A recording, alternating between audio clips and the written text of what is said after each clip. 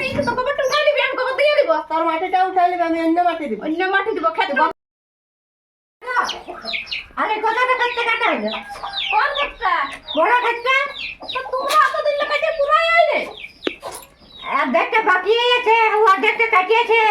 10 দিন ধরে দেখতে কাটতে হলো। অর্ধেকটা নাই, ও বলছে ও বাপের ঘর গেছে, অর্ধেকটা কাটে দিয়েছে আর ও লোকের ঘর যায়। ও আমার ঘরটা রাখি হ্যাঁ, দিয়েছে। ঘরে ও কাটবে নাই আর। আর তুমি কি করছো তো? ও আমি ঘরে বাগান করি। ও বাবা, আর দেখতে রাখি দিয়েছি। ও বলছে ও চাকরি কাটবে, বলছে ও বাপের ঘর যাবে, তার আমি বলছে খেত কাটবো, তাহলে বলছে অর্ধেকটা কাটিয়ে নি, আমি ও দুটো পয়সা করবো আমি। ও বাপের ঘর ধান কাটতে গেছে। তো ঠিকই আছে। আর ও যখন বাপের ঘর গেছিল তখন তো আমি একা একা মারতাম, কইডা আলি মাটি দিলি গোবর দিলি, তখন কিছু নাই। বিড়া লাইনে কোথা রাখবে গো? আমি ভাবে লাইনবো, ও তুই যখন ধান কাটতে বলছি তখন বলছে ও বাপের ঘর গেছে, ও যায় পয়সা করছে আর আমি ধানটা কাটবো, তাহলে ও একটা খেত আধা রেখে দিয়েছে।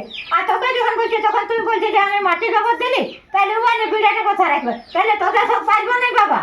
তো ঠিকই তোরা আছে। কি হলো কি? লোক এবার ধান মান কাটিয়া ঘর আসছি, আর বাবা লাগাই নিয়েছি, কি হলো? তো খেতটা রেখে দিয়েছে অর্ধেক কাটিয়ে, তখন বলছে আমি মাটি গোবর দিলি। মাটি মাটি দিয়েছি তুই? মাটিটা দিলে এবার গোবরটা যে আমি দিয়েছি। গোবরটা দিয়েছি তো গোবরটা উঠাই নিবি, আমি গোবর দিয়ে দিব। তোর মাটিটা উঠাই নিবি, আমি অন্য মাটি দিব। অন্য মাটি দিব খেতে। বাবার গোবর বাড়ি পাঠিয়ে দিয়েছি। তুই বহুত অতদিন বাপার ঘরে কেউ 10-12 দিন থাকে। না, তুই যাই স্যার ঘুরে আসি 1 ঘন্টা। এই হচ্ছে এক নম্বর আর আমি এই বিচারটা করে দু লোককে দু রকম করে। আমাকে কবে যেতে দেনে, আর ইয়ার মার ধান কাটে তখন বাপের ঘর পাঠায় নিয়েছে, আর আমাকে তো বাপের ঘর গেলে তোর কিছু নিয়ে গেছিলি?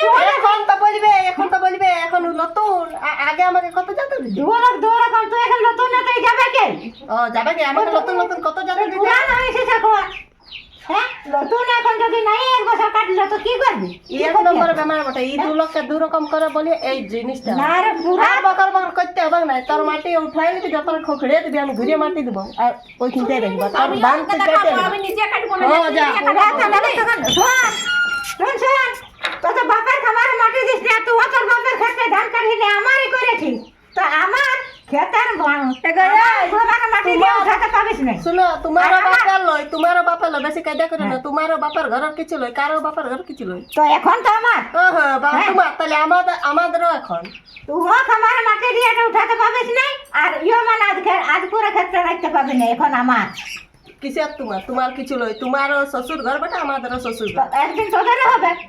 একদিন কি হয়ে গেছে, হলে এখনই হয়েছে না তো কবে হবে না। এখন কথা ভাবি কেন পাবো না? এখন আমরা থাকতে কিসের?